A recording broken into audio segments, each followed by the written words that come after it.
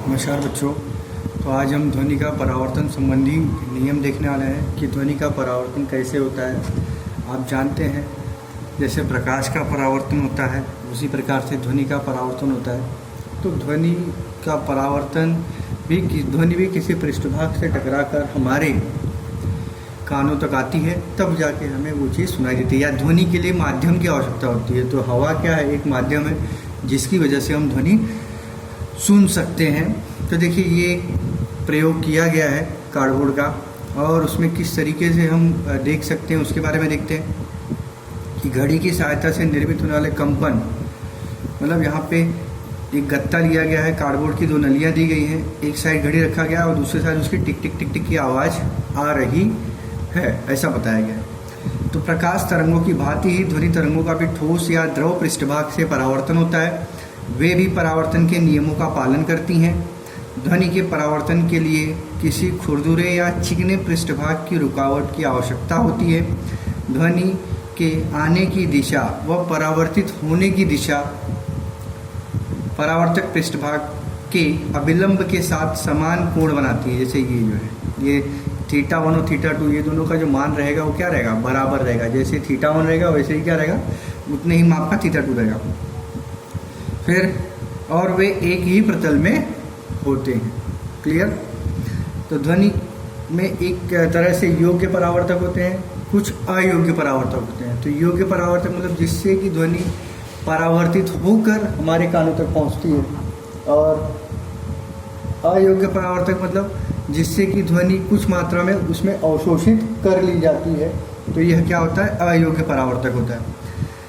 किसी परावर्तक से ध्वनि परावर्तित होते समय ध्वनि कितनी मात्रा में परावर्तित हुई, इस आधार पर हम उनका ध्वनि के योग्य और अयोग्य परावर्तक में क्या करते हैं, वर्गीकरण किया जाता है।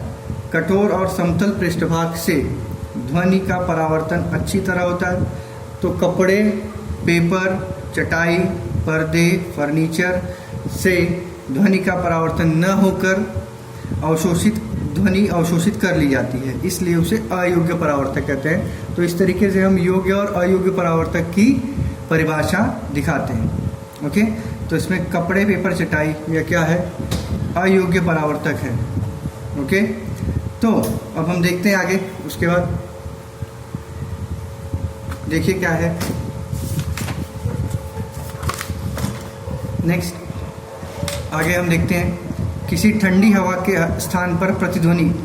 अब प्रतिध्वनि जैसे इको साउंड निर्माण होता है कि हमारी ध्वनि हमको ही सुनाई देती है, इको साउंड प्रोड्यूस करते हैं, तो उसे प्रतिध्वनि कहते हैं। जैसे किसी ठंडी हवा के स्थान पर प्रतिध्वनि स्थल अर्थात इको पॉइंट के पास आपके द्वारा जोर से आवाज़ लगाने पर थोड़ी देर बाद पुनः वापस सुनाई देती है, तो उसे हम क्या कहते हैं, इको पॉइंट कहते हैं। और ऐसी ध्वनि को प्रतिध्वनि कहते हैं। जो आवाज़ हमें बार बार सुनाई देती है उसे हम लोग प्रतिध्वनि कहते हैं।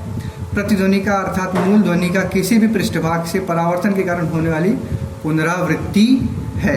तो ये आप अंडरलाइन कर लीजिए, प्रतिध्वनि किसे कहते हैं। तो ये यहाँ पर दिया है। ध्वनि और प्रतिध्वनि अलग अलग सुनाई देने के लिए 22 डिग्री सेल्सियस से तापमान पर ध्वनि के स्रोत से परावर्तक पृष्ठभाग से न्यूनतम दूरी 34.4 मीटर होनी चाहिए।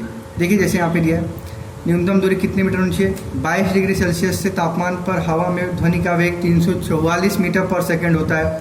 हमारे मस्तिष्क में ध्वनि का सातत्य लगभग 0.1 सेकंड तक होता है, इसलिए यह ध्वनि रुकावट तक जाकर पुनः श्रोता के कान तक वापस आती है। 0.1 सेकंड से अधिक समय में पहुँचती है तो ही हमें स्वतंत्र ध्वनि अच्छे रूप से सुनाई दे सकती है। उससे कम टाइम में पहुंचेगी तो हमें वो आवाज़ बराबर सुनाई नहीं देगी। तो देखिए दिया है, दूरी बराबर वेग गुणे समय, 344 मीटर पर सेकंड यह ध्वनि का वेग है, गुणे 0.1 सेकंड यह समय लेता है। तो दूरी कितनी होनी चाहिए श्रोता और उस परावर्तक पृष्ठभाग से, 34.4 मीटर। ओके। अतः सुस्पष्ट ध्वनि सुनाई देने के लिए ध्वनि के स्रोत से रुकावट की न्यूनतम दूरी उपयुक्त दूरी की आधी होनी चाहिए, मतलब 17.2 जैसे मीटर होनी चाहिए।